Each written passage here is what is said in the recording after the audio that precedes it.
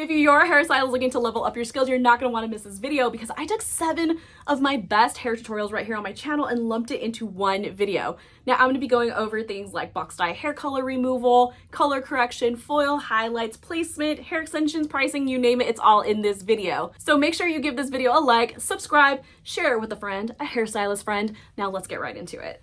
Hey, it's Mirella Manelli and welcome back to my YouTube channel. Today I'm so excited because I'm going to be sharing how I did this massive color correction going from black cherry box hair dye into some gorgeous caramel highlights, and I'm even going to show you the process of the color remover, the Teasylights, the toner, the everything. But before we get started, make sure you hit the subscribe button and turn on all notifications so you don't miss a tutorial. Now let's go ahead and get started.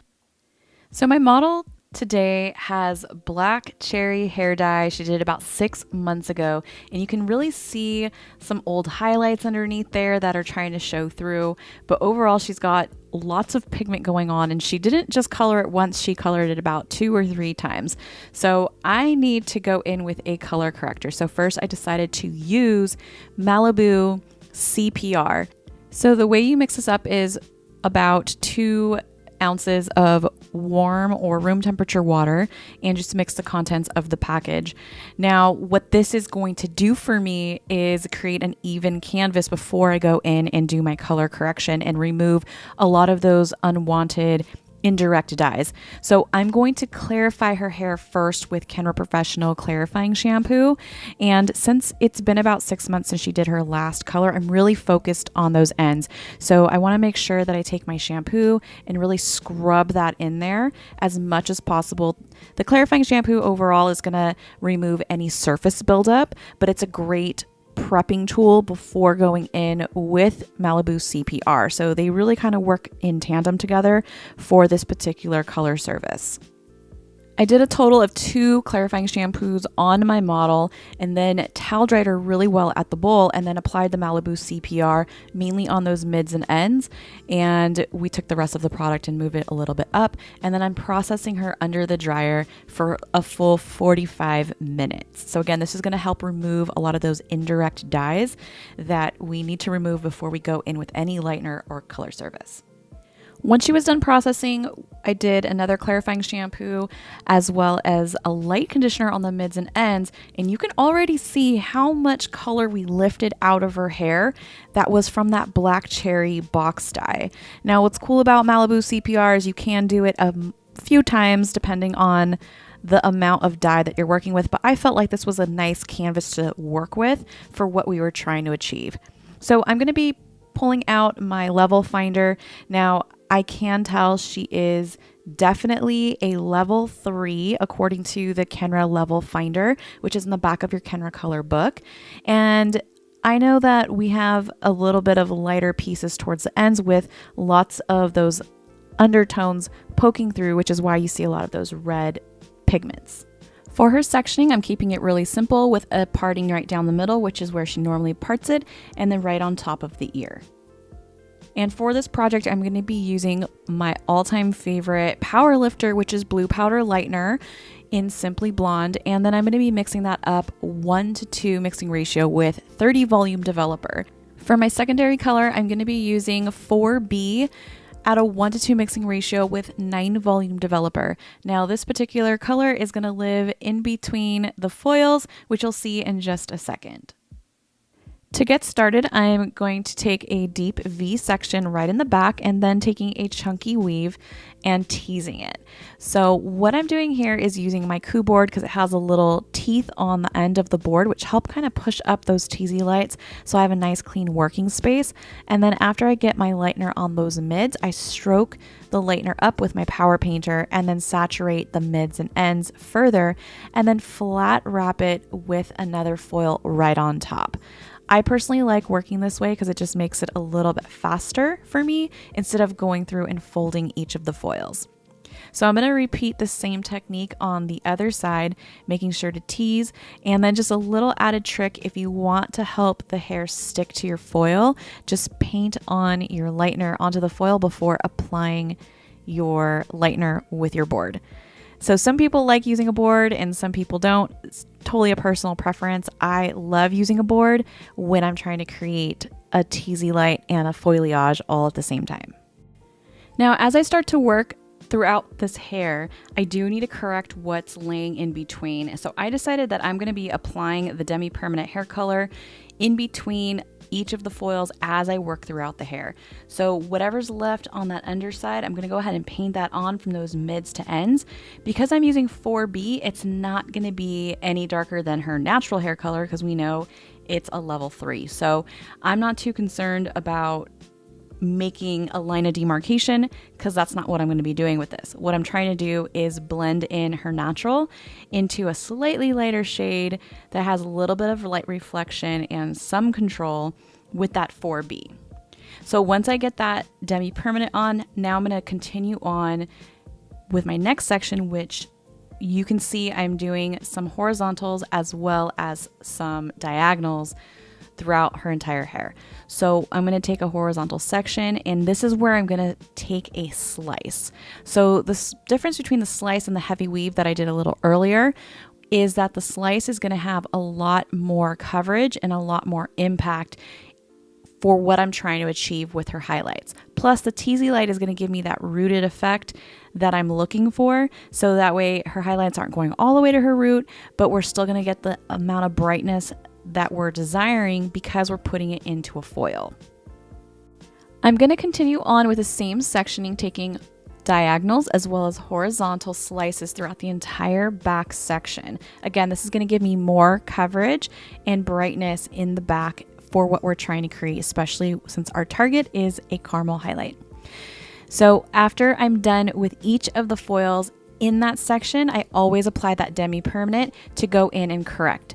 So something to keep in mind when doing that blend is you do want to use your hands to really saturate as well as diffuse the line of that demarcation. So even though we're not really creating a line of demarcation with demi-permanent, which is why I really love it, you still want to keep that in mind that you have a nice blend. So using your hands to kind of continue to paint on and diffuse the line between her natural into her old color, which overall we're going to darken and correct. Now, when you get to the part of the head where it becomes a little too wide because of your sectioning, I typically just make a stopping point. So kind of creating another front section, if you will, towards the front. Now I want to create a lot of depth, so this is why I went with a diagonal back section. And now I'm going to be taking weaves along the sides because I want that dimension, but still doing that rooted Teasylight. So all of the hair that's sitting right behind this particular section is key because this is what's going to provide me that background for the highlights that we're putting in. This background is really key, especially when we talk about the money piece that we're going to create for the front. So just kind of keep that in mind as you start to see this application come to life. You can almost visually see exactly where those highlights are going to live. Now, as I start to work my way up, this is where I'm going to continue to create corners, or triangular sections. And this is why right here on this top section, I'm doing a diagonal section. So just keep that in mind. If you want the ultimate coverage as well as diffusion, bricklayering your sections with triangles makes a really beautiful result that you can't really tell where those highlights are coming from, as well as the background looks really seamless and diffused as well because you're creating those points inside of the hair. Once I get to a place where I'm comfortable with the width of the section that I'm working with, that's where I'm going to finish off with horizontal sections, or what you would call a mohawk section. I'm taking an 1/8 inch section or slice and then just using this weaving comb from Mar, and it automatically takes a pretty chunky weave for me. But you can see when I'm applying my lightener, I'm still keeping it slightly rooted. I'm not taking it all the way to the root, but I am feathering it up, and I'm okay with that jagged line of demarcation that I'm creating right at the top. And then I finish off until I get to the front part of my money piece section that I separated out, and the money piece is the last thing that I am applying. The reason why the front pieces are the last is because typically they're the most fragile. And I do like to take my time right here because this is the part where your client sees first, and I want to make sure it's perfect and flawless. So one of my little tips that I like to personally do along the hairline, regardless if I'm doing a money piece or not, is I always comb the hair up and away from the face and then weave back down. And this is going to create a really clean space for you to paint, and you're not going to have to worry so much about bleeding a foil, especially right there on that hairline. Now, if your client wants something a little on the subtle bright side, I usually go in with 2 back-to-back highlights with no hair in between these foils. So for that first foil, I take it all the way to the root, and for my second foil, I basically still take it up pretty high, but I am stroking the product up, creating a jagged line and very slightly rooted. I feel like the root tap is still really on trend, so I just personally like to create that myself with the lightener. And then for my third foil, right on that money piece, I take the last section and then weave right on top. So this is the only part where I have an area that has a subsection of hair in between the foil, making a total of 3 foils on each side. I'm going to finish off with the same technique for the top money piece, combing the hair back, weaving the hair towards me, doing 2 back-to-back highlights with no hair in between. And then for my third foil, you'll see that I have some hair as my subsection, and I'm going to weave right on top of that. This particular highlighting technique is great for someone who wants a money piece but wants something super subtle. So doing 3 foils along the hairline is the perfect pop of brightness that a lot of clients love. One thing to note is if your client does have some really fragile hairs along the hairline, you may want to consider switching up your volume of developer or even using Beyond Bond lightener in this area. That's actually kind of my go-to lightener for hairline highlights because it has a dual bond technology. But for this client, her hair is super healthy, so I felt really confident in continuing on with my blue powder lightener formula for the look that we're trying to achieve. If you want to learn more about how to apply money pieces, be sure to check out my other hair tutorial called The Perfect Money Piece. Once I get in all of her foils and color, I'm going to process her for 40 minutes. Now, I did remove the foils in the back section once I was done applying the money piece and continue to let her other foils process. And then I detangled her right at the bowl and had to do some further correcting because we couldn't quite lift out some of this banding. Now, most people would just go ahead and tone right over this, but I knew I needed to correct that band with a toner before doing another toner.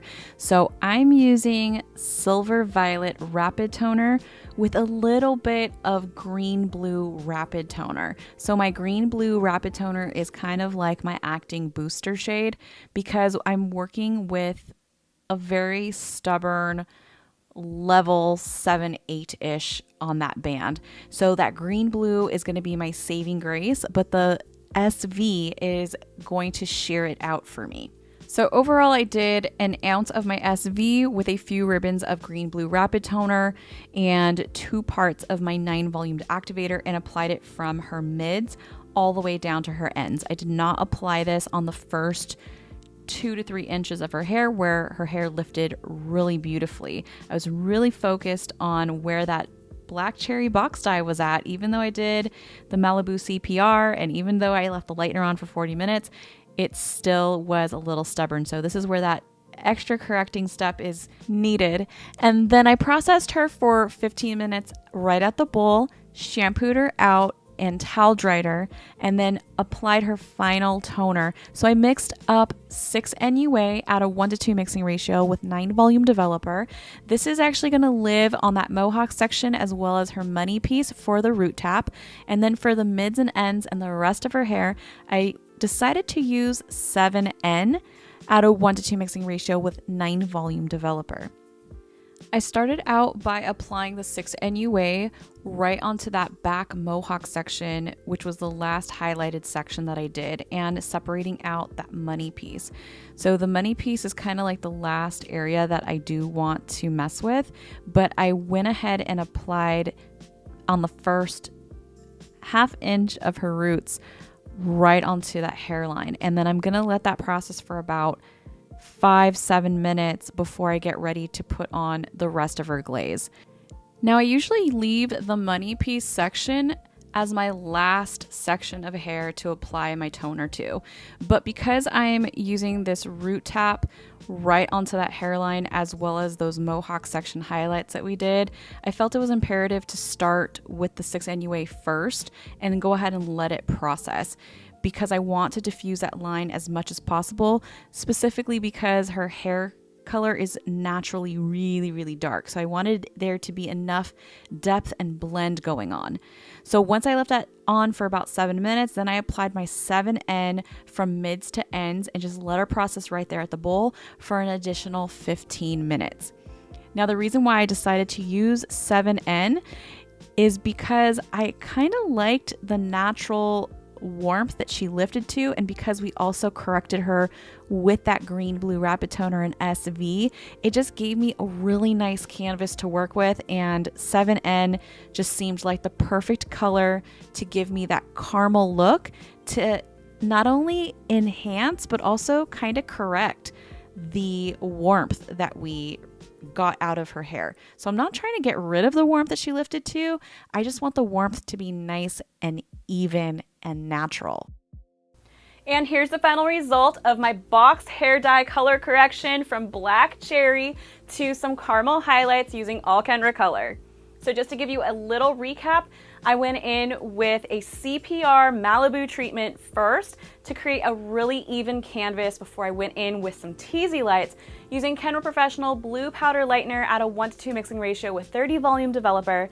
And then in between those highlights, I applied 4B and Demi at a 1:2 mixing ratio with 9 volume developer. And then after she was done processing, we pre-toned her with SV Rapid Toner with a little bit of green blue Rapid Toner, 1:2 mixing ratio with 9 volume developer. And then for her final color melt toner, we went in with 6 NUA and blended that right into 7N, both at a 1:2 mixing ratio with 9 volume developer, and processed her for 20 minutes right at the bowl.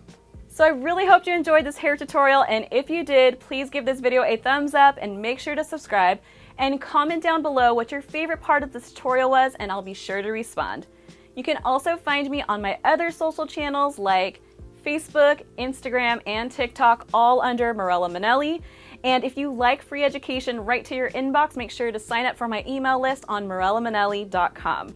And if you love listening to podcasts, you can also check out my podcast called Hair B&B, where I talk all about hair, beauty, and business. And finally, be sure to check out my other hair tutorials right here on this channel, and I will see you next time. Hey, it's Mirella Manelli, and welcome back to my channel. I'm super excited because today I'm going to be showing you how to do a customizable money piece as well as some Teasylights to kind of brighten up the overall look, all while still leaving it looking really natural. So this is going to be a combination of keeping the hair looking really soft and natural, but then also making a statement with that money piece, bringing it all the way down. So I'm super excited, but before we continue, make sure you hit that subscribe button and give this video a like and turn on all notifications so you don't miss a tutorial. Now let's go ahead and get started. So my model overall wanted a brighter look, but still wants to be brunette. She's really interested in creating a money piece that's not too bold and not too subtle, just something just right for her hair. As you can see, she has a fine hair texture, so I'm going to be using Beyond Bond Lightener at a 1:2 mixing ratio with 30 volume developer. I chose this lightener because she does have some previously lightened pieces, and also her hair is pretty fine and it lifts really easily. So I love this lightener because it has dual bond technology, and I know her hair is going to feel super silky soft once we're done with her service. To get started on her sectioning for her money piece, I'm just wanting to see where her hair naturally falls. So this is why you see me combing through her hair and just grabbing and pinching the hair so that way I can see where the natural separation lies. Once you know where that natural separation lies, a natural but bold statement. So this is just gonna definitely give us that. It's gonna look really natural, but yet you're gonna be able to see it. And I'm telling you, if you just grab and pinch, it just almost separates that front fringe area. So you can see here I have separated right down the middle and then all the way down to right on top of the ear. So it's about an inch to 1.5 inches wide right onto the sides. So now what you see here is I'm assessing how I'm gonna put in those foils. So I've determined her head shape is a little bit rounded, so I have a little bit more working space to get in these foils. So I decided I'm gonna split this right in half and go in slightly diagonal, plus she has a slight widow's peak, and this is gonna be the best type of placement for her hairline. So I'm just taking out those little baby hairs by brushing the hair all the way up and then bringing my weaved section towards me. And now I've isolated those highlights, so I can go in and quickly put in these highlights really easily. So as you can see here, she has some previously lightened pieces, which is exactly why I chose this lightener, because sometimes there is a little bit of overlap. So that's why I love the Beyond Bond. But you do want to try your best to isolate out those blonde pieces, and you're just going to push them aside and let them hang out of the foil. Once I get those two side foils in, I'm just going to go right horizontally behind them and start to marry those two sections together. So I'm still taking these baby lights right at the root. They're back to back. There's no hair in between these foils. So just keep that in mind. When I say back to back, it means that there's no hair in between. Now you'll notice that I am pulling the lightener down on some pieces a little further down than others, and that's because I've just recognized that there's a little bit of orangey pigment left over from the previous color that she had. So another reason why I love Beyond Bond, because when it does overlap, I'm not worried about breakage or further damaging the hair. So now just to break down this entire section for you, I have 2 on each side of her hairline just to kind of get it started. I then married those sections together, doing 2 back-to-back baby lights, taking the highlight all the way to the root. And now on this third one here, you can see I just stroked the product up. So not so much taking it all the way to the root, but just softening that line up just a little bit. And then for this very, very last piece, so the reason why I do the Teasylight is to create even more rooted effect versus the foil that was right behind it where I stroked the product right on up. So it's just a nice transition. I love transitions for money pieces. I think they look really, really natural. Now once I get the top section completed, I'm going to move on to the sides. So this is a pretty small section, but again, I'm going to do those back-to-back baby lights, and by brushing the hair back and then weaving the hair towards me and taking the lightener all the way to the root. I typically like turning my brush sideways and moving that lightener right on up because it just gives me a softer line of demarcation. And there's only going to be about 2 foils here on this side, so again, it's pretty thin, but if you wanted to create something extra bold, feel free to make this section even a little wider for yourself. Once I'm done with the side sections, I'm then going to move on to the back. Now keep in mind she does have some fine hair, so I decided to go in with a zigzag parting from the apex and just bring it down.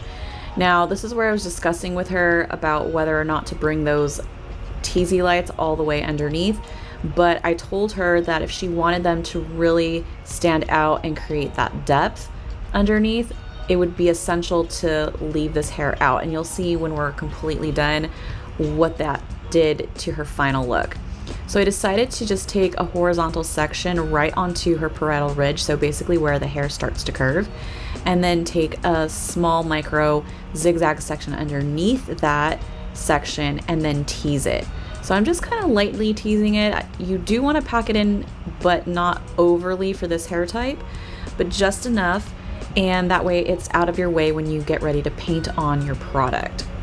So I'm just getting that foil nice and snug in there, and now I'm going to apply my lightener just about 4 to 5 inches away from the diffused line that I want to create, and then stroking the product up. And you just want to do a nice flick of the wrist.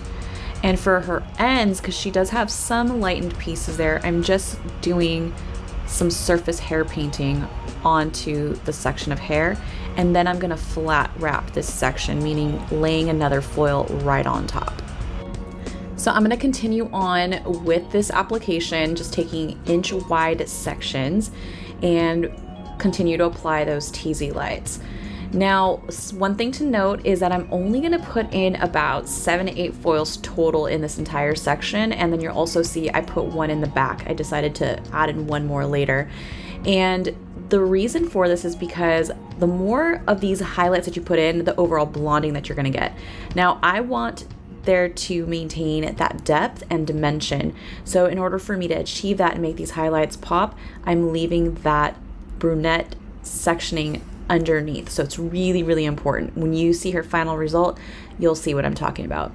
So I let this process for about 45 minutes and just kept an eye on it. And then now I'm gonna get ready to do her final glaze. But first I'm gonna take her to the bowl, shampoo her out, and then also detangle her really, really well before we get ready to do her final toner. For the final formula, I decided to go in with Demi-Permanent, and I used 3 different formulas. So this is something I didn't film, and I apologize, I didn't have my assistant this day, so I had to do everything myself, and I'm totally bummed that I didn't get to film that portion. But for the formula, I decided to use 7NA at a 1:2 mixing ratio with 9 volume developer for her root tap on the money piece only. So this is what I put in first, right onto her root area. And then for the back section where I added in those Teasylights, we wanted something really natural looking. So I decided to go in with 7N at a 1:2 mixing ratio with 9 volume developer. So keep in mind, she wanted this to still look natural. She wanted those soft highlights that were still slightly visible, and also to blend in with her natural hair color. So just adding that nice dimension going on. And then for the rest of the money piece, I blended that 7NA into Beige Rapid Toner and VP Rapid Toner about 10 minutes after her root shadow had been on and the back 7N section had been on. So just keep in mind those rapid toners work really, really quickly.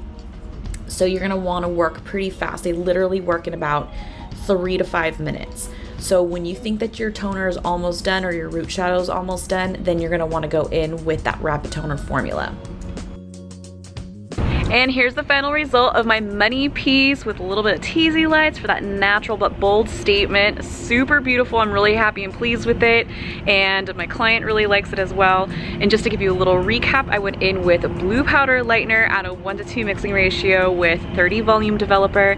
And then for her glaze, I used 3 different formulas. So did a little bit of a shadow root or root tap right onto the money piece with 7NA in Demi-Permanent. And for the back section, I used all 7N to help blend in with her natural hair color.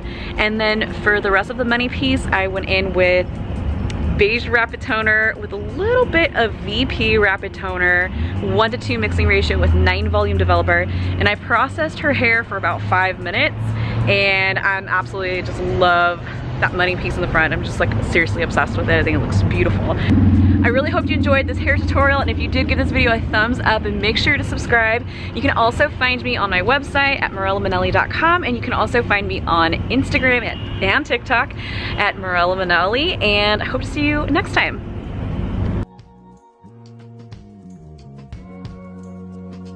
What's up, and welcome back to my YouTube channel. Today I'm so excited because I'm going to be showing you my go-to full highlight application and technique along with detailed sectioning. Now the video that I'm going to show you is actually a video I did back in November or early December of 2021, and I've been sitting on it, so just chilling on my hard drive this entire time, and I haven't had time to edit it, and finally I got around to it.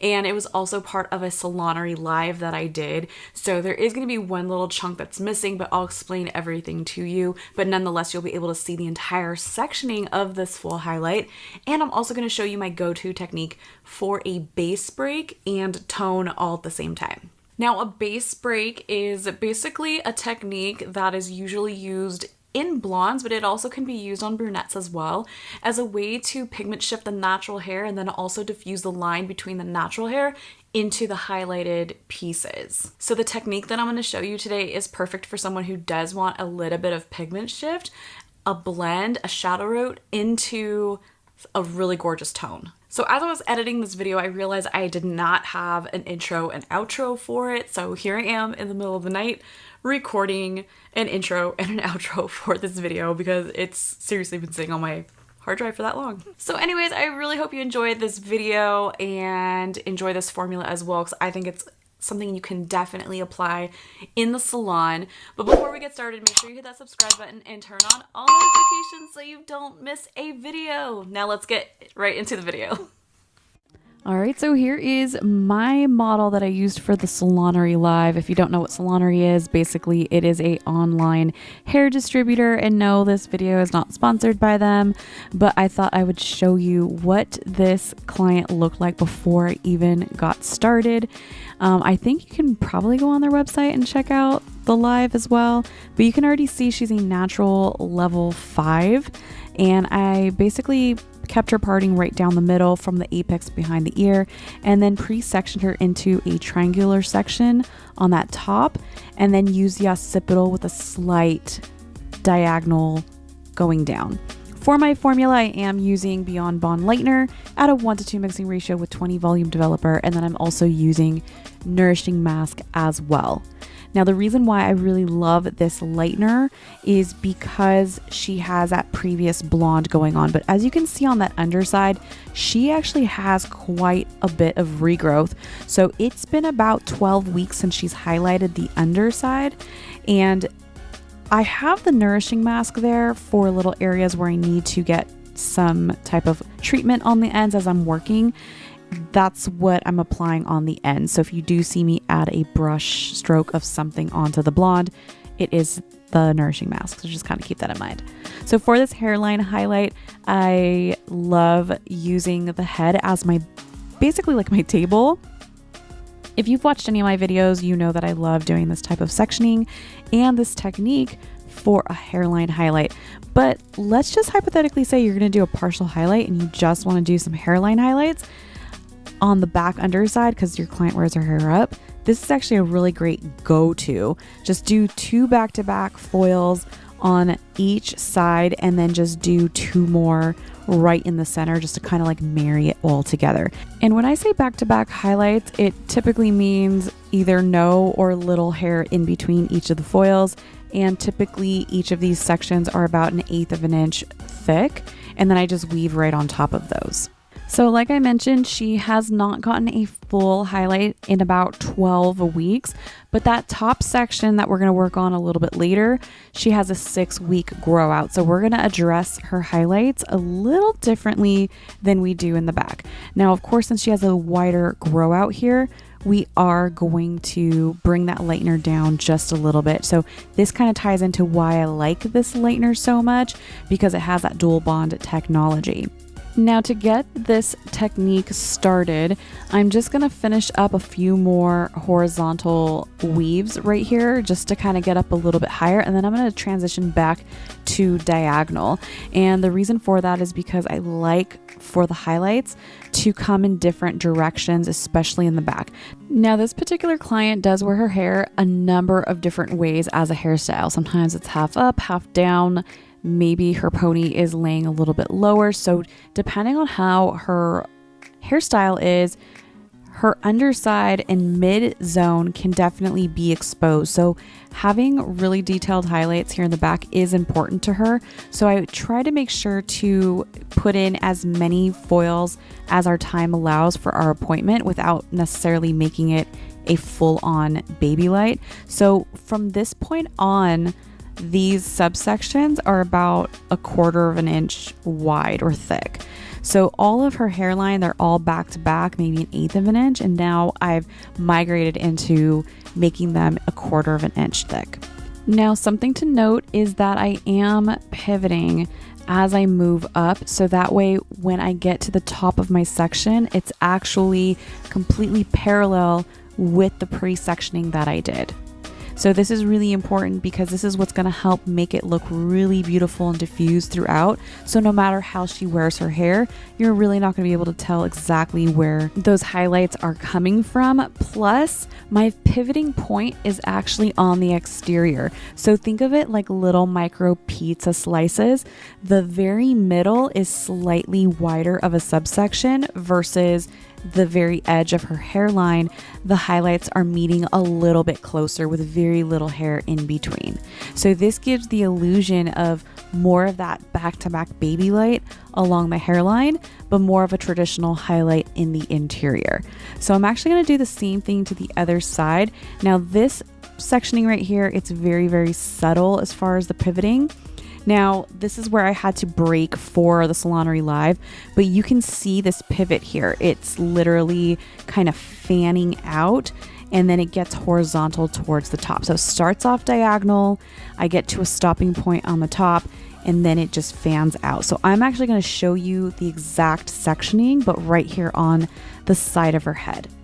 So again, to get this started right on her hairline, I'm going to be adding in 2 back-to-back highlights. So since the front is a little different, we don't need to bring that lightener all the way down because she only has a 6-week grow out here.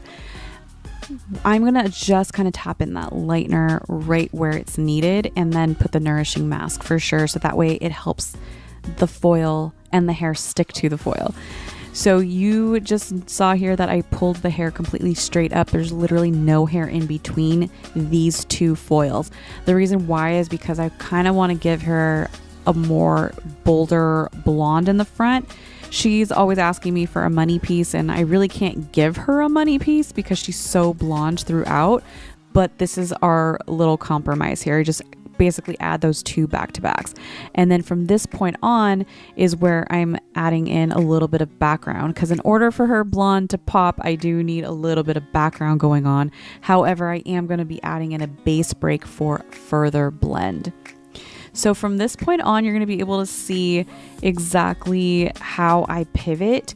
I'm already starting to pivot now. And again, it's very, very subtle. So definitely pay attention as you watch this video. But basically the right side is going to be a little thicker of a section. And then the left side is going to be more of a thinner section. So it's creating a little mini triangle or pizza slice. So you can see I'm just taking a little slice right on top of my section and weaving right on top of that. And actually this was a really good piece because you can see a little pocket of dark on the right hand side, and that's the side that's thicker. So I just wanted to add more brightness, and I'm going to continue doing these little micro pizza slices as I get to the very top to where it hits that arch of the eyebrow area, and then it becomes horizontal. Now you guys, this is literally my go-to kind of trade secret of a highlight technique, and this education is free. So I would so greatly appreciate if you would smash that like button and make sure you share my videos with a friend, because this is how I'm able to continue to make videos like these educational videos that can benefit you, save you time, add more money to your bottom line by literally providing you with so much great value in these free YouTube videos. So I definitely appreciate it so much. And to find out more about the different educational offerings that I do have, be sure to check out the description of this video and head on over to my website, MirellaManelli.com. So right here, I just got to that very last section on the side, and you can see I'm finishing off horizontal. You can see that little bit of fanning motion kind of going on. Honestly, my clients are obsessed with how their highlights look when I do this pivotal type of application. So usually the pivot is very prominent on the sides of the head, and then it's also very prominent on the crown on that very top back, which you saw a little bit earlier. So for that very top section, the mohawk section, I'm going to show you another added little tip that I love to make the most blended type of highlights. So to start it off, I'm just doing some more back-to-back highlights right here on this hairline that are horizontal. So that's really important to note. The horizontal is what's going to give the boldness that she's looking for out of that money piece. And you can even see this slice going on here. It's a very hard line. That's because she really likes a lot of blonde there, as most blondes do. Now, it's really hard to not overlap, right? Which is why I'm still using that Beyond Bond. I went ahead and mixed up a new batch of lightener. I typically mix up about 2 to 3 bowls of lightener, very small increments as I'm working up. So again, doing those back to back right here that are horizontal, and then I'm going to go back onto the sides and finish off vertically. So vertically or horizontally, depending on exactly where you're standing, but I'm going to be standing on the side of her head. So that's going to be technically horizontal to me. However, my body position is going to be on the side of her. The reason why I chose to do the highlights this way is because when these fan over the side of her hair, it's going to create like this gorgeous veil of a Babylight. So that's what I'm trying to emulate. If I went in with a traditional mohawk section, when she splits her hair down the middle, what you're going to see are stripes. And in order to modernize it, I'm going to go in more vertically if I'm looking at my client in the face. But since I'm sitting on the side of her, horizontal, depending on the position where you're at. So keep that in mind when you are trying to figure out exactly where to place those foils. It's really important, the positioning of them and the sectioning. If you want to learn more about foil placement specifically, be sure to check out my 4 foil placements and the effects they create video right here on YouTube. The link will also be in the description of this video. So I went ahead and let her process. This is raw bleach right here. No toner yet. I went ahead and shampooed her, added a light conditioner to her ends, and now we're going to get ready for a base break. But this is a really gorgeous blend. Honestly, we could probably just barely tap it and she'd probably love it, but we're going to do a base break because she, like I said, had that 6 or 12 week grow out in the back. So I'm basically splitting her hair right down the center from the front all the way to the back, and this is what I decided to mix up for her base break. It's Studio Stylist Express 7A along with 8N, equal parts with 20 volume developer. So what this is going to do is give me 1 level of lift. It's also going to help diffuse that highlighted hair and line, and also give me a shadow root all at the same time. It's honestly the most gorgeous blend. Now, typically Studio Stylist Express does process in 10 minutes. So it's a very quick acting permanent hair dye. So I don't mind taking my time with it because it is non-progressive. Most 10-minute colors are progressive, but I find that this is a nice steady pace. It doesn't give me anxiety whatsoever. Plus I am applying this on damp hair, so it is a little diluted with the water added. So once I have the Studio Stylist Express applied, I'm then mixing up my Demi formula, which is 10A 1 to 2 with 9 volume developer. Now you saw I went section by section and actually used my Framar brush to brush that Studio Stylist Express right on down. Now the reason why I really focused on the back section too to bring it down is because she had that 12-week grow out. So this is what's going to help lift and brighten those areas that we didn't highlight. But I'm not so worried about it getting my blonde super dark. I do want a little bit of a shadow root and just kind of bringing and dragging that color a little down further. So I'm going to go ahead and finish applying my 10A Demi permanent formula throughout her entire head. Now, something to note that I didn't mention before is I did leave out her entire money piece. So that entire front section, it does not have any Studio Stylist Express on it whatsoever yet. I'm actually going to leave that for the very, very end to process at the exact same time because that's the area that she wants it to look a lot more blonde. So I'm just tapping it in about a 1/2 inch, maybe a 1/4 inch, 1/2 inch. And as soon as I get that root tap on that money piece, I'm immediately applying my 10A to the mids and ends for the money piece. Now the timer did start as soon as I was done applying the entire back section. So at this point, I probably have about 10-15 minutes max left on my timer for this to finish processing, but I'm pretty sure I only left this on for 10 minutes as soon as I was done with this money piece, because I don't want a ton of deposit. I just wanted that nice sheer tone for the added brightness in the front.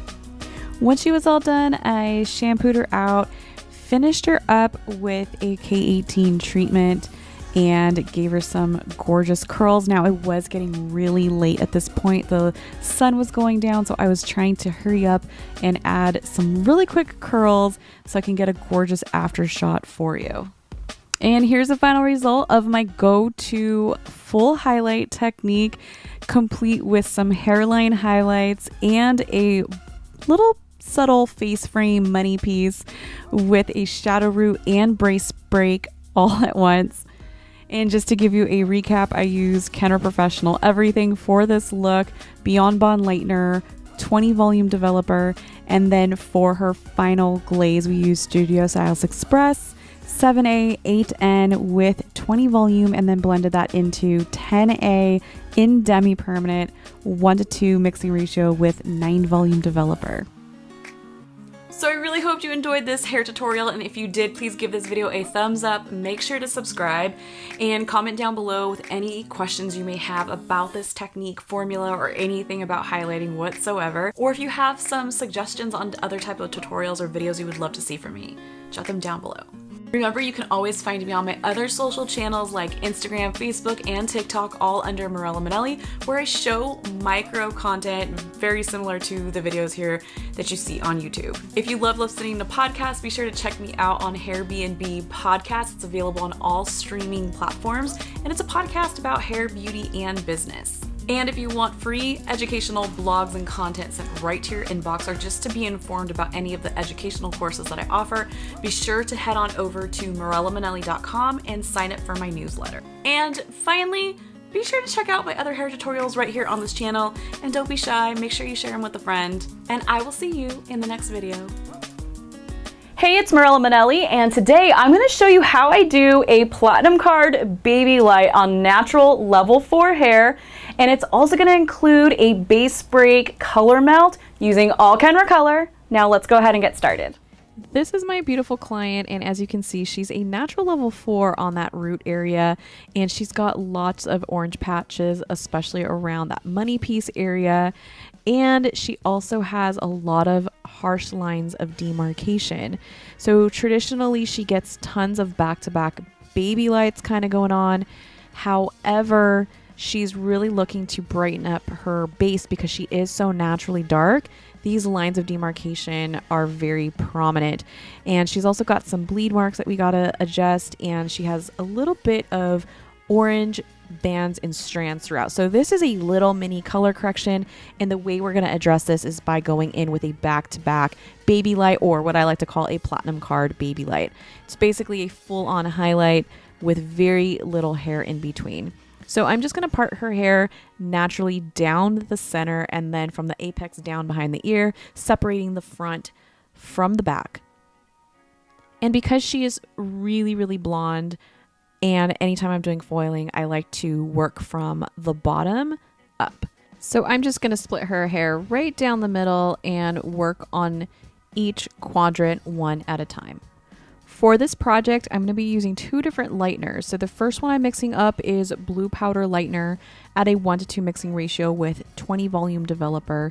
And then my second lightener, which is going to be for those mids and ends, is Beyond Bond Lightener at a 1:2 mixing ratio with 20 volume developer.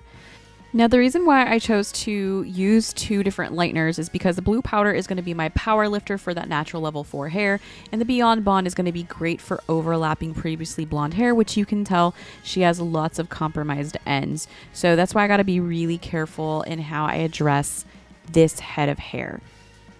To get her started, I'm going in with a traditional horizontal highlight using this Dreamweaver comb from Fremar, but if you don't have this comb, no big deal. I always get asked, do you need this comb? The truth is you do not. You can use a traditional weave style rat tail comb to weave out your pieces. This just makes the process go by so quickly for me. So what you're seeing here is I'm dividing this quadrant into another quadrant just to make it a little easier for me. And I realized that as I got started with this application, I'm going to need to move really, really quickly. So I'm actually going to create 4 quadrants in just this back section. So I'm going to work on this left quadrant on the bottom by the occipital, and then I'm going to move right on over to the right side on the occipital. So that way these 2 sections can process at the exact same time. So basically what you're seeing here is a horizontal back-to-back section with hardly any hair in between. All of these sections are going to be about 1/8 of an inch to 1/4 of an inch wide, and I'm bringing this straight on down. Now keep in mind this horizontal placement is essential for a true blend, and if you want to learn more about foil placements, be sure to check out my other hair tutorial called 4 Foil Placements and the Effects They Create. But if you're new to foil placement, just know that horizontal lines are going to create a lot of diffusion when doing a correction.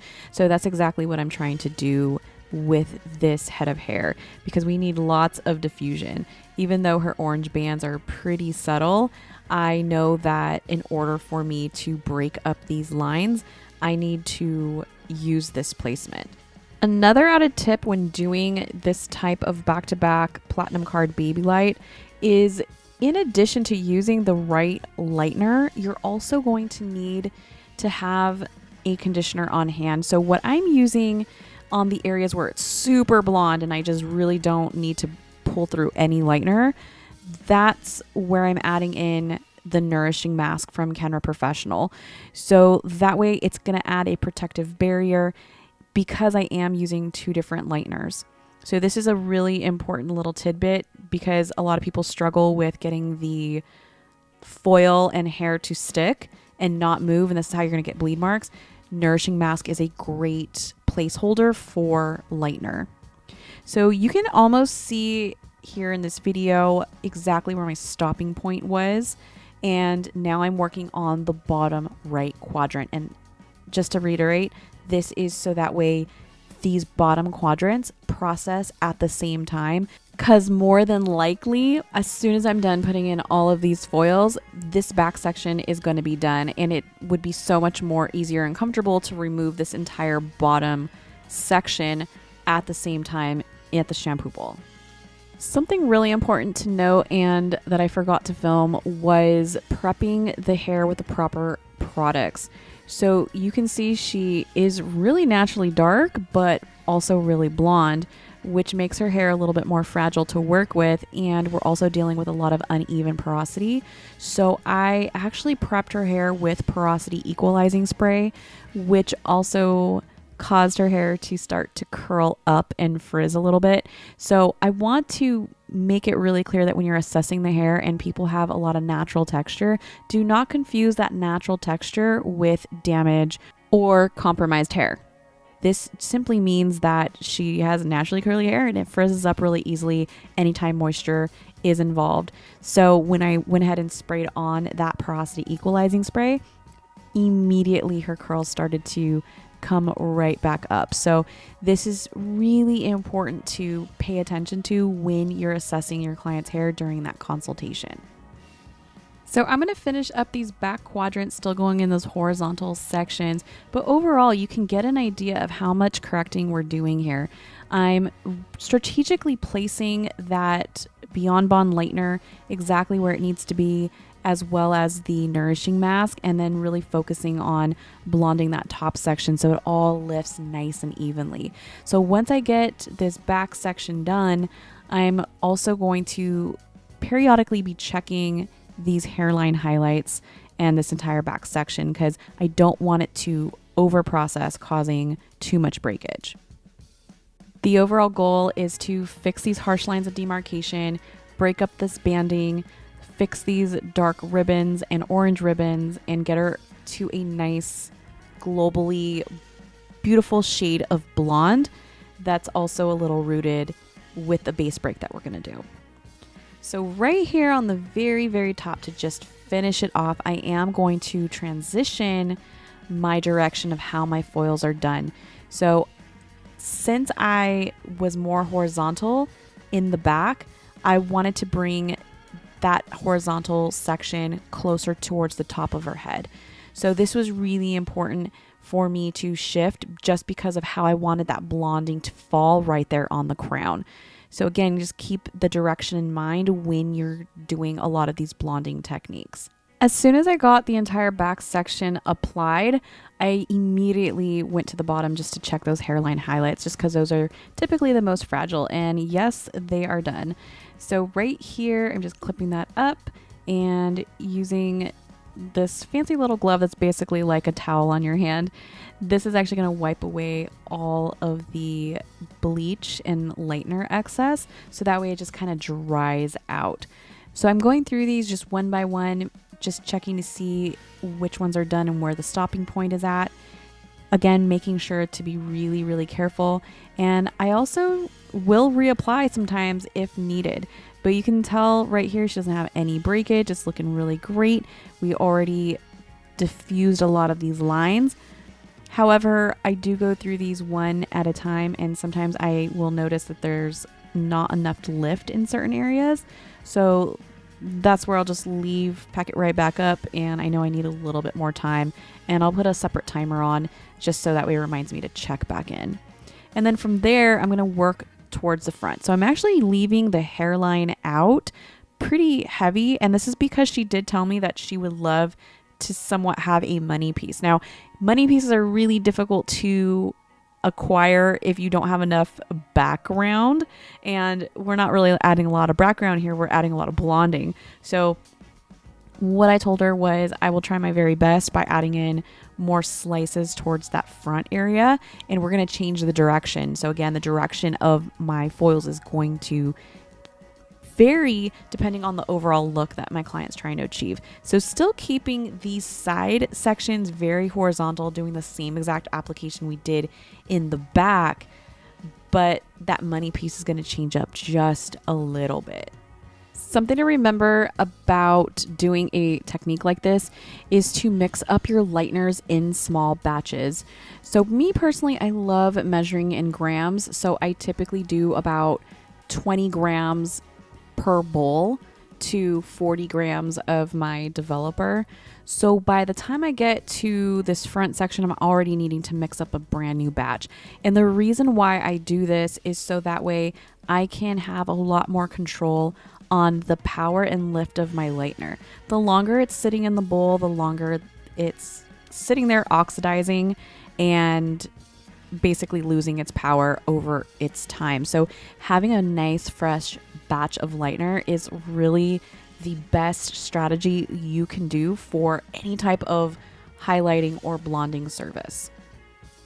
Now, if you are wondering what that little orange patch of blonde is kind of going on towards the front of her hairline, I actually was wondering the same thing too. It was one of the first questions I asked her when she sat in my chair. And basically her honest answer was she wanted to create a money piece. So she decided to try to attempt to lighten her own hair right there in the front, and then quickly realized that she was making a mistake and went to go wash it off immediately. So that's why it's this interesting little blorange section right here in the front, and we're gonna go ahead and fix that for her. So right here for this money piece section, like I mentioned, we're gonna change the direction. We're gonna go more along with her hairline. So this is what's called a vertical placement. This is going to give me a ribbon effect because of the way that the hair lays right on down. So I'm just going to put in a few back-to-back slices right here for this hairline, and I'm going to do the same exact thing for the other side as well as that top section. Now, because this is the hairline and she had tons of blonding hair, I decided to just go in with the Beyond Bond lightener instead of the blue powder at all. Typically with an application like this, I normally would go in and weave out those really blonde pieces and separate them, but she just had a lot of correcting kind of going on. So this is where I kind of had to make an executive decision to just layer in that Beyond Bond throughout. But her hair did extremely well. Like I said, I just kind of kept an eye on it. She still has some little areas that need some fixing. So I decided to do one more little pass through just to do a little bit more blending. And that was doing a wet balayage. Now here I just mixed up a little bit more of that Beyond Bond lightener and processed it for another like 10 minutes just to kind of marry it all together. Now overall we got her pretty light and blended what we could in one session. This was a very long, tedious process, but I was really happy with the result, especially considering her hair was already pretty blonde. So right here I'm just shampooing her out with a Luxe shampoo from Kenra Professional. I am not going to be using any conditioner for this process because I'm going to be doing a base break. So I decided to use Studio Styles Express in 9A, 7A, and 8N and mix that up 1-to-1 with 20 volume developer. And then for the mids and ends, I'm going to be using Demi Permanent in 8SM and 10B at a 1-to-2 mixing ratio with 9 volume developer. Now the reason why I decided to go in with the Studio Styles Express is so that way I could have a lot more control because she is a natural level 4 and it's going to provide me a lot more lift and brightening effect than what the base breakers could offer me. And overall, just again giving me a little bit more control with the application and blend that I'm looking for. I went ahead and applied that right onto the first inch of her roots and then immediately started combing it right on down for the blend into the Demi Permanent. I left her mini piece for last, and that's because it's the brightest and lightest piece to work on. And I tapped in the SSE right onto the root area about 1/4 of an inch deep and then immediately brushed that down and blended it into the 10B and 8SM blend and then processed her for just 10 minutes. Once she was done processing, I shampooed her out with Luxe shampoo and conditioner, also did a nourishing mask treatment on her, and then layered in Pearl Detangler along with the Perfect Blowout. And then right before adding in some curls, I love the Silkening Heat Cream to layer on right before doing some iron work. It gives me the thermal protection that I need and then also leaves the hair beautifully soft and combable, so that way she can still run her fingers through it. I added in a few curls, and then once I was done putting those in, I added my favorite texturizing taffy just to tame a little bit of the flyaways away. And here is the final result. The before and after really speaks for itself. Much more cooler effect, so much more blend going on. We had minimal breakage and damage to her hair. Overall, she loved it, and you can definitely tell there's a way better blend and softer line of demarcation right onto that root area. I'm so excited to see her on her blonde journey because now we just get to touch up these highlights and then still do this base break with SSE and toner. So just to give you a little recap, I used Blue Powder Lightener and Beyond Bond for her Babylights, and then for her final color melt, I used Studio Styles Express and blended that into Demi Permanent.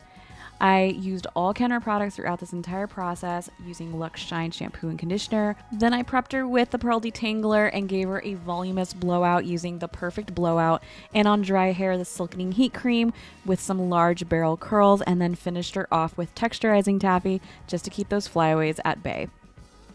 So I really hoped you enjoyed this hair tutorial, and if you did, please give this video a thumbs up, make sure to subscribe, and be sure to check out my other hair tutorials right here on this channel, and I will see you in the next video. What's up, and welcome back to my YouTube channel. Today I'm going to be talking about the 7 different hair extension methods there are out there and which one might be great for you. I've been getting tons of questions on whether or not a weft installation is better, or care links, or eye links, so I thought I'd break down this video into each extension method and why you would use one over the other. And this video is honestly perfect for either a hairstylist or if you're a client just wanting to learn more about which hair extension method might be right for you. But before we move on, make sure you hit that subscribe button and turn on all notifications so you don't miss a video. Now let's go ahead and get started. Now I want to start out with, yes, there are 7 different hair extension methods.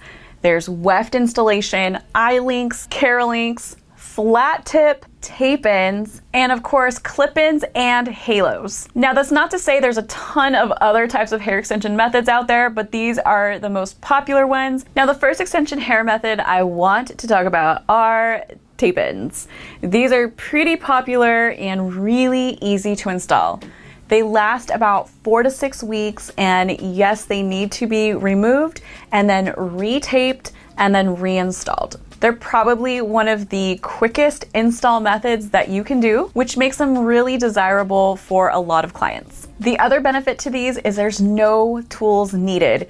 You simply peel the tape on each side and then sandwich it right on top of each other. There's also single-sided tape as well, so if you're working with someone with really fine hair, you could just use a singular strand, or like I mentioned, you can sandwich these bad boys together, making a lot more density. You can also customize them by cutting them in half and making smaller ones. Overall, they're really easy to install. However, there are some limitations with getting too close to the hairline. But in general, they're really easy to customize when it comes to coloring and the installation, making this a really great option if you're new to hair extensions. The next hair extension method I want to talk about is the hybrid weft. Now, what's amazing about these hybrid wefts is that they are machine bonded but are as thin as hand tied. And if you want to know the difference between hand tied versus machine bond, basically a hand tied is literally hand tied, exactly what it means. However, when you cut a hand tied, the bond can unravel, whereas machine bonded, it's done with a sewing machine and it's going to keep this bond in place no matter where you cut it. So that's where this hybrid weft comes into place. It's basically the perfect marriage between a hand tied but machine bonded. That's why I love these so much. Now for a hybrid weft, as far as maintenance is concerned, you're gonna look at every 6 to 8 weeks that you're gonna need to move them up. There's lots of different ways to install these, as simple as 1 row or even up to 3 rows. And what's really nice is that they are thin enough that you can layer on multiple wefts onto 1 row. They typically come in 18-inch to 22-inch, but they are definitely one of the most popular forms of installation today because, well, let's just say they're really easy to install, and while they do take a little bit more time than tape-in, there is no adhesive when it comes to these. Basically, if you're just looking for added length or density and you might need just a few rows and you want to avoid the sticky tape, hybrid weft install might be for you. I would also recommend a hybrid weft for someone with medium to thick hair because, again, they're really customizable. However, if you're on the really low density fine side, I might consider a different option, but in general, a hybrid weft is honestly one of the best methods out there. Now these next 2 are pretty similar with one little difference, and I'm talking about the eye links and the flat tips. Now these are installed with a bead. Typically you can use a silicone bead or a flare bead. So let's talk about the similarities. The eye link and the flat tip are basically both individuals. However, the differences between these is an eye link has a more rounded tip and the flat tip is, well, you guessed it, flat. What makes these really desirable though is that they have that 360 motion. So if your client is going to be wearing their hair up a lot, or they just like that individual free form of install, they're really going to like an individual form of hair extension. Now, I've personally had eye links installed in my hair, and honestly, I felt like they looked the most natural out of all the other extension methods I've had. And that's not to say that the other methods are not natural looking, it's just more of like a personal preference when it comes down to an installation. And I think that has to do with just the way that they're individually placed into the hair, and of course how they feel. Now, as far as a move-up appointment, you're looking at every 6 to 10 weeks to move these bad boys up. Another added benefit to these flat tips is because they are flat, I do think you have a little bit more coverage when it comes to the placement because they are laid flat right next to each other. Versus the iLink, it's more of like a rounded strand. So again, it just kind of comes down to preference on what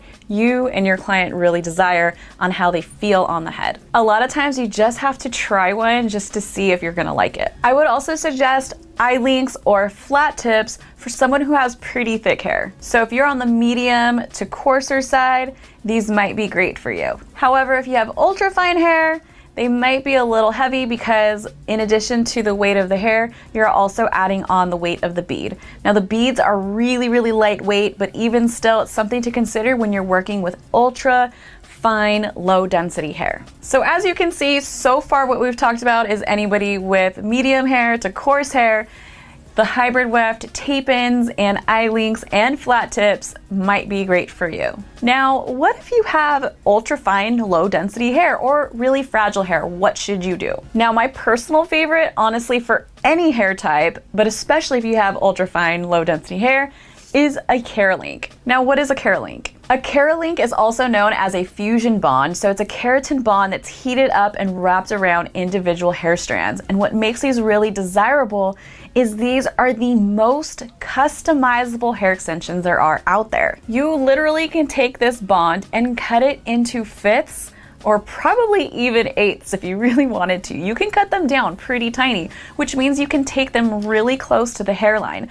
So these are great for solution-based hair extensions. So somebody that might have some thinning, or they wanted to fill in that hairline, or just want a longer, fuller look in general. Keralinks are also the longest lasting method out there, which can last up to 12 weeks. Now, even though they last a really long time, the downside to these is that you're probably going to want to order a whole new pack of hair for an installation, and they do take a lot more time to install because you're heating up individually each strand as you move along. So it does take about 4 to 6 hours for a full head installation. However, you're really not coming back to the salon as frequently, so as far as time's concerned, I kind of like the Keralinks. I'd rather just kind of sit in the salon for the day, know that my hair is going to last me up to 12 weeks. Now there are 2 different methods that you do not need to go to a hair salon for an install, and I'm talking about the halos and clip-ins. So if you're the type of person that doesn't like the feeling of hair extensions in your hair, that's not a problem. These 2 methods, you can wear them in your hair for the day and simply take them out and sleep like you normally would at night. The downside to this though is you do have to style your hair every single morning by putting them in. So again, it's all about preference and what's going to be right for you. Now, a solo is just that. It's a solo weft and it has this clear little headband that is adjustable right on the interior. So depending on your head size, you can make this smaller or larger and make it fit right for you. You're basically going to install this right on top of your head, so this wire will blend right on in. And then simply take that top section and comb it right on over. That's it. And once you're all done with it in the night, you just take it off and you're done. It's literally that simple. A solo is also a great option if you're going to be a bride or going to a special occasion and you don't want the commitment of a long-term hair extension method. Again, this all comes down to what is good for you and comfortability. Again, it all boils down to what is the best extension method for you and what is your comfortability like? Do you want something that is installed in your head about 6 to 12 weeks, or are you looking for something just kind of short term for a special occasion? Now the final option are clip-ins. Now what I love about clip-ins is that you can either clip them in your entire head or pick and choose where you want that clip-in to live. So if you're doing a special occasion, up style, side style, you can really custom place the clip-ins so that way you can get the max amount of fullness, maybe on the side or in the center or wherever it is that you're looking for. Now there are different sizes inside of your pack, which I absolutely love. So you can fill in the wider ones towards the bottom and then of course take these little singular ones and put them right up on top. Now the cool thing about the solo and these clip-ins is that you can install them yourself right at home. So there's really no need for you to go to the salon and install some hair extensions. For the clip-ins, you just simply decide where you want to put that hair, undo the little clip, insert it in, and simply close it shut. And now it's hanging out inside there, and hopefully that matches me pretty good. Now, of course, you're gonna need to add in a ton more, but definitely they blend in beautifully.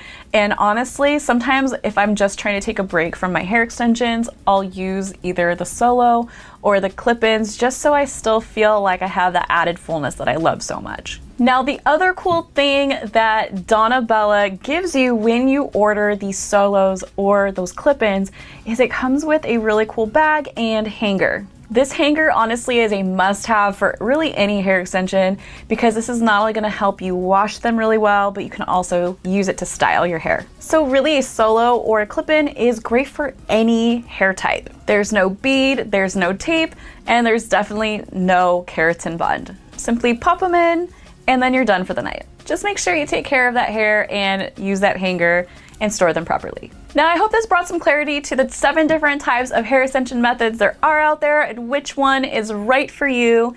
If you have any questions about hair extensions, please drop them down below. And if you loved this video, please give it a thumbs up. Make sure to subscribe. If you love free education sent right to your inbox, be sure to head on over to MirellaManelli.com where you can sign up for my newsletter and get that free EDU sent right to your inbox. I said it twice.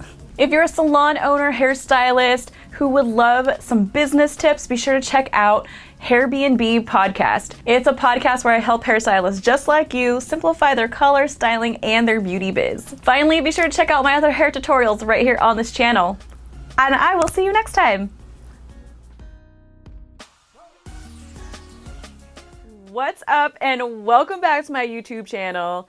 Today, I'm going to be breaking down the cost of hair extensions, everything from the hair itself all the way down to the service, so that way I can help bring some clarity on what you should be charging as a stylist working behind the chair. So if you're new to hair extensions, or maybe you just started dabbling in hair extensions and you're still a little confused on exactly what you should be charging, you're going to love this video because I'm going to be breaking down a whole bunch of ish. But before we get started, make sure you hit that subscribe button and turn on all notifications so you don't miss a tutorial. Now let's go ahead and get started. When I first started doing hair extensions, I was completely lost on exactly how much I should be charging. There's tons of information out there. So many people tell you double the price of the hair extensions, triple the price of the hair extensions, charge an hourly rate.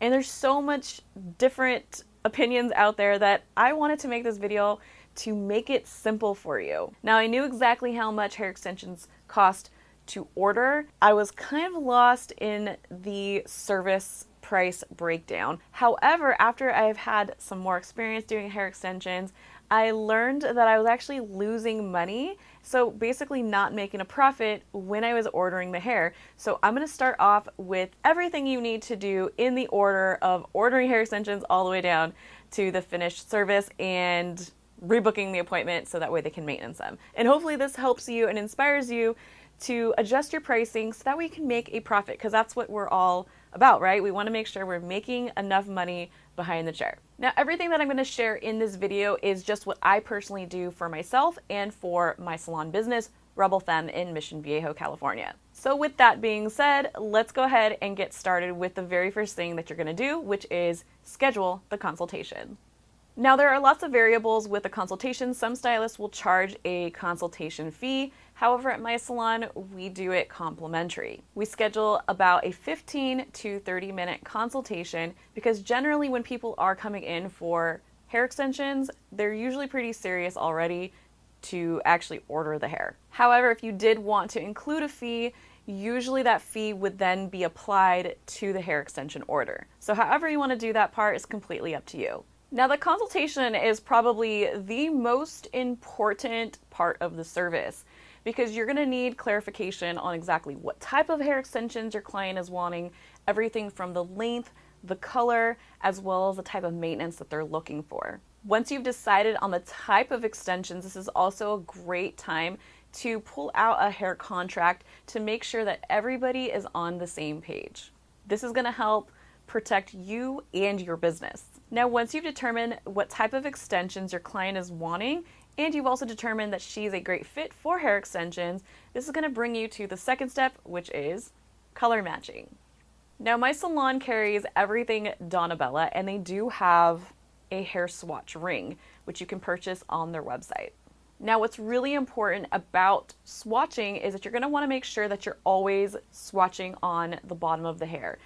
As colorists, we tend to use hair swatches towards the roots and towards that mid zone, but for hair extensions, we're always going to look at the ends of the hair because that's exactly where it's going to blend, and that's what we're going to see. For example, I just pulled color 33 from the swatch, and I'm not really going to put it right up here because it's not going to blend as nicely here. However, if I put it more towards the ends, I feel like it's a much better match, and I can always throw glaze on it afterwards.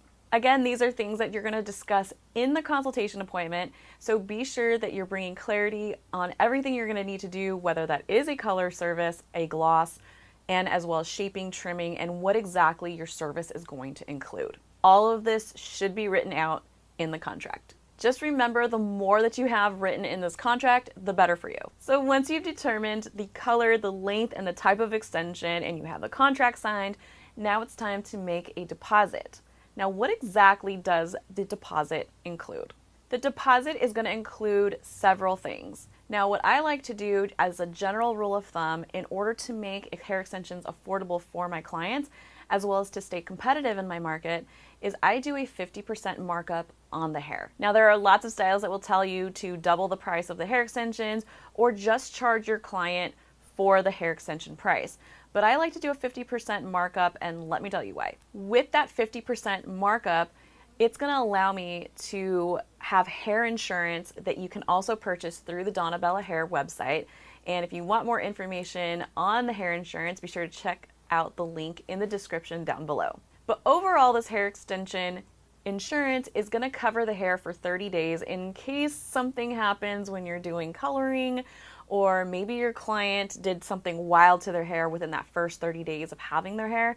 The hair insurance will replace the hair for you for free. It is an extra charge, but it's a charge that I actually add on to the client to pay. So again, that's what that 50% markup of the hair extension is going to include. It not only includes the hair itself and the insurance, but it also covers the cost of beads, threads, or any other types of tools that I may need to do the hair extension service itself. I also added this boar bristle brush that you can buy on the Donna Bella website, and this is just going to ensure that my client is going to maintain their hair properly at home. To me, there's nothing more important than brushing your hair at least 2 to 3 times a day, and if that means I have to give you the physical brush to maintenance your hair, then I'm going to include that in the price.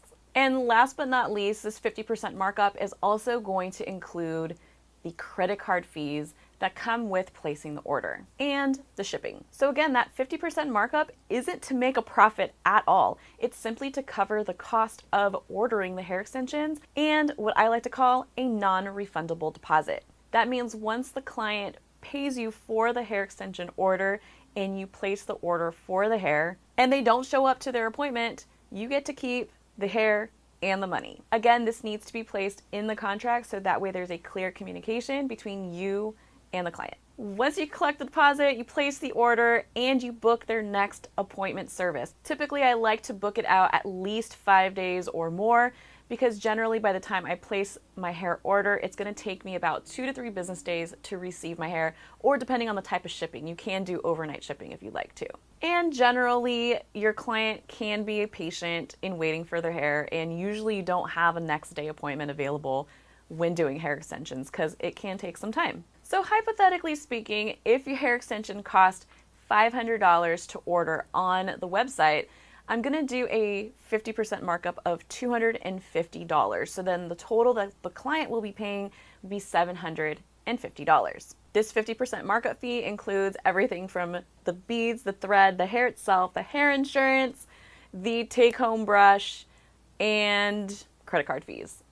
And voila, non-refundable deposit. Now let's go ahead and do a service breakdown. Now this is a little controversial because like I mentioned in the beginning of this video, everybody has difference of opinions on how you should charge. But the reason why I charge the way I'm going to share with you in just a minute is because I like to stay competitive because hair extensions are new for my salon. We don't want to charge the cheapest and we don't want to charge the most because we haven't built up that clientele yet. So the first thing that I did when creating pricing for hair extensions in my salon was I called the top 5 hair salons in my area that were known for doing hair extensions and got a little idea of what their pricing looked like.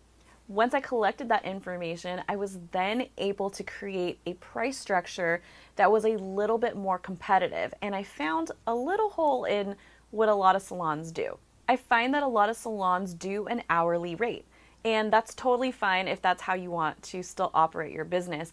However, what I found was a lot of clients didn't know exactly what that meant. They weren't sure if a hybrid weft extension install or an eye-link install would take 2 hours or 8 hours. So at the end of the day, I wanted to create a pricing structure that was a little bit more clear, so that way we were able to book appointments so much easier. This created a selling point for me, so that way our clients felt confident in the type of service that they were getting, and it was a lot more transparent than this what if. So we decided that we were going to come up with a flat rate pricing system, so our clients knew exactly what the starting price point was for the install. And overall salon pricing is variable. It just really depends on exactly what you're getting done, as do hair extensions, but at least we know what the starting price is. So for example, for highlights, they could be starting at $125, or it can go all the way up to $300 for a very heavy Babylight.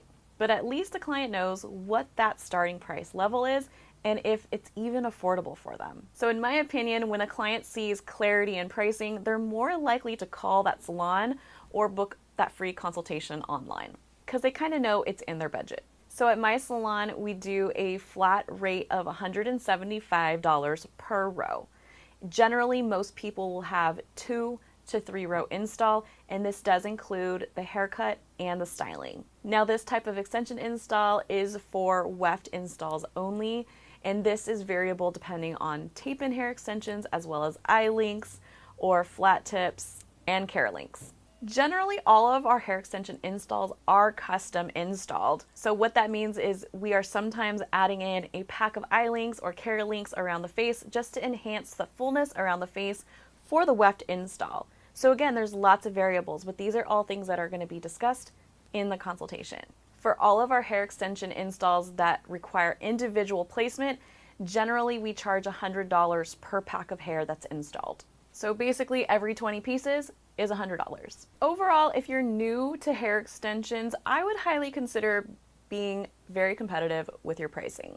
It is definitely a technique that has worked in my salon, and we've built up a solid hair extension clientele that we're actually ready to raise our prices. You'll know it's time to raise your prices when you can't fit any more clients on your schedule. And that means it's okay to lose some, because now we can do less clients and still make the same amount of money or more. Keep in mind that additional services like color or highlighting, root smudges, color melting, all of that is extra. And generally all of the hair extensions that you do install will last about 6 months to a year, depending on how well your client takes care of their hair at home. The only exception is the care links, because those are fusion bonded, and that's because when they're removed, we really don't reuse that hair, so a whole new pack is ordered and installed. Once the hair extensions are installed, do not leave your client without booking their next appointment, which brings me to the closing. The maintenance is where the money is at, because all of your clients are going to need to come back around 6 to 8 weeks to move up their extensions. This includes tape-ins, eye links, hybrid wefts, and yes, even the care links. They can probably be removed and reinstalled every 4 to 6 months. My maintenance appointments are very similar to the initial install, so let's just talk about hybrid wefts for just a second, because those are the most popular as of today. I still charge $175 per row to move them up. However, I'm adding a lot of value in that maintenance appointment. So what that $175 includes is the move up appointment, as well as a shampoo, a deep treatment, and a color gloss. This is going to ensure that the client is leaving the salon with their hair extensions in pristine condition, really looking like the very first time that they got their hair extensions installed in the first place. Again, this is a little controversial because a lot of hairstylists will charge only $50 to $75 per row to move them up, but then leave their clients to go home with dirty hair and it just doesn't look healthy and shiny. So I like to make sure that my clients are leaving the salon looking like they have brand new hair every single time. Now, I really hope you enjoyed this video and it brought some clarification on exactly what you should be charging behind the chair and hopefully got your wheels turning, especially again, if you're new to hair extensions or you're already in the game, and give you some inspo and some ideas on how to maybe even do a price increase or readjust your pricing in general. Be sure to follow me on my other social channels like Instagram, Facebook, and TikTok, all under Mirella Manelli. And if you want free education sent right to your inbox, be sure to head on over to mirellamanelli.com and sign up for my newsletter. And if you enjoy listening to podcasts, be sure to check out my podcast called Hair B&B. It's a podcast where I help hairstylists just like you simplify color, styling, and their beauty biz. And finally, be sure to check out my other hair tutorials right here on this channel, and I will see you next time. Hey everyone, it's Mirella Manelli here, and today I'm going to show you how to do a reverse balayage using all Kenra Professional hair color. So stay tuned and check it out. This is my model Ashlyn, and she's really looking to add dimension back into her hair. It's been about 4 months since she last got a service done, and she got a glaze, and now you can see it's faded out and it's starting to look more like an ombre. So what we're going to do is go in and do a reverse balayage. Because she has previously lightened ends, I'm going to go in with Kenra Professional Simply Blonde Beyond Bond Lightener, and then in between her foils to add depth, I'm going to use Kenra Professional Demi Permanent Hair Color. Before I mix up any color, I'm going to section Ashlyn's hair. And I really want her natural hairline fall. So the best way to tackle this is by lifting up the entire front section of her hair and then just shaking whatever falls out. And then I'm going to clip the front pieces and save them for later.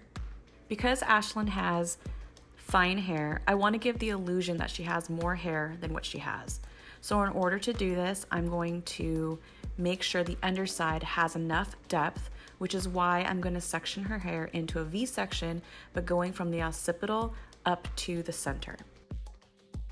Since Ashlyn has had lightener on her ends before, I want to make sure her hair stays in great condition, which is why I'm going in with Simply Blonde Beyond Bond Lightener at a 1:2 ratio with 20 volume developer. This lightener is going to give me the added protection it needs with its inner and outer bond technology.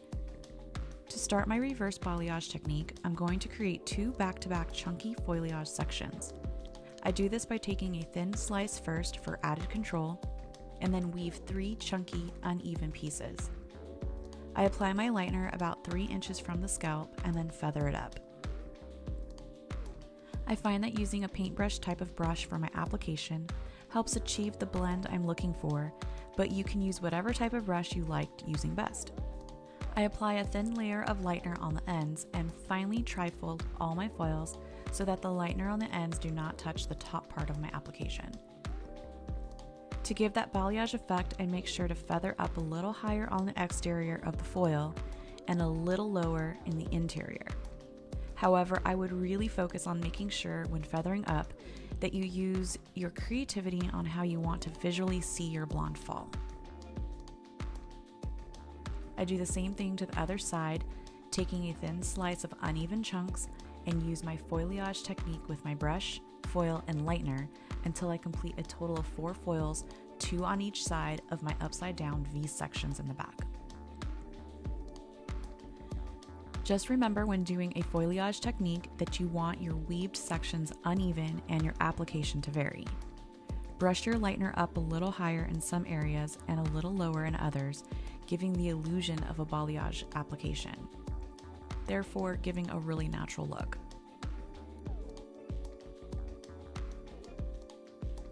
On the sides, I'm taking a horizontal section, starting right behind the clipped away hairline, and then all the way back to the back section. I make sure my sections are weaved and uneven, and I still apply my lightener as if I were going to do an open air balayage, but in a foil. In these sections, you can see the lightener is higher on the exterior and vertically comes down, which will make the end result appear as if it were hair painted.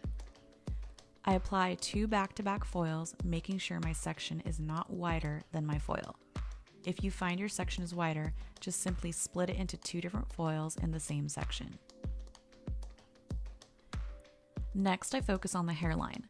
I take my time doing this part because it's that part that your client will see first, and it's all about the details.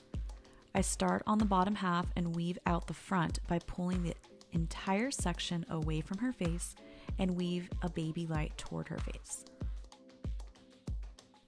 I continue to move back in a vertical section with 1/8-inch subsections in between, weaving baby lights and applying my lightener at the root and down.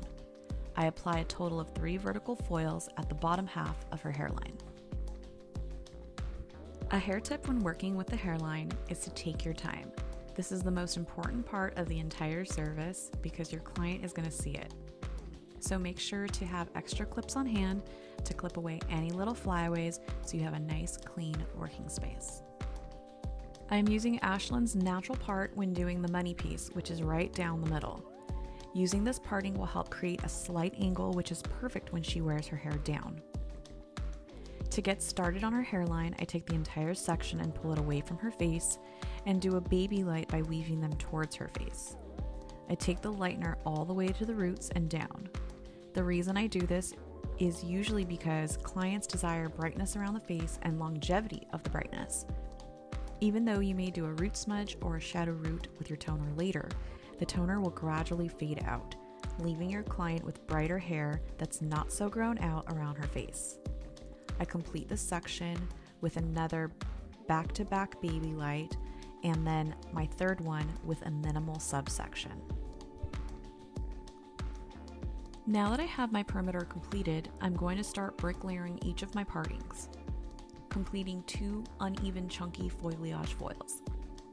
I start on the sides again with horizontal foils, meeting the partings to the previous foil, and then move to the back, continuing with 2 more horizontal foils. By creating these types of partings, I am also creating depth in the triangular sections below, with a wider base right behind the highlight and then a more narrow one at the base, making the depth seamlessly disappear. To finish off her look, I'm doing just a few rooted baby lights right at the top for a nice blend that will be really easy to maintain, but still give a little added brightness even though we're adding depth back in. Just keep in mind of your client's natural part. So for Ashlyn, I made sure that her baby light sits right behind her natural part so that her highlight is not directly visible. Now that her foils are completed, I need to add the depth back in. So I mixed up Kenra Color Demi-Permanent 7NA at a 1:2 mixing ratio with 9 volume developer. I made sure to thoroughly saturate her mids and ends in between each foil. I chose 7NA because it's slightly lighter than her natural color and it will still give a beautiful light reflection even though we are making it darker. Now that we're all done applying her foils and demi-permanent hair color, we're just gonna process her for about 20 minutes room temperature and then get ready to put on her final glaze. Now that she's done processing, I thoroughly shampooed out her hair color and then mixed up 2 different formulas. For her shadow root, I mixed up 7NA at a 1:2 mixing ratio, which is the same formula as the depth we added in, and then SV Rapid Toner at a 1:2 mixing ratio. I applied 7NA to her entire root area, bringing it down a little further toward the top and the back. I applied her hairline and money piece last, and only tapped it into her roots so that she has the most lightness possible around her hairline. I processed this part for 10 minutes, and then applied my SV Rapid Toner, blending the 2 formulas where they meet, and then processed for 3 minutes. And here is the final result on how to do a reverse balayage using all Kenra color. So just to recap, what we went in with her foliage was Kenra Professional Simply Blonde Beyond Bond Lightener at a 1:2 mixing ratio with 20 volume developer. And then in between her foils, we used Kenra Color Demi-Permanent 7NA at a 1:2 mixing ratio with 9 volume developer. and then processed her for 20 minutes. And for her final glaze, we went in with a color melt formula of 7NA right into Silver Violet Rapid Toner at a 1:2 mixing ratio with 9 volume developer, and then processed her for 3 minutes. So I really hope you enjoyed this hair tutorial, and if you did, give this video a thumbs up, subscribe, and I hope to see you guys next time.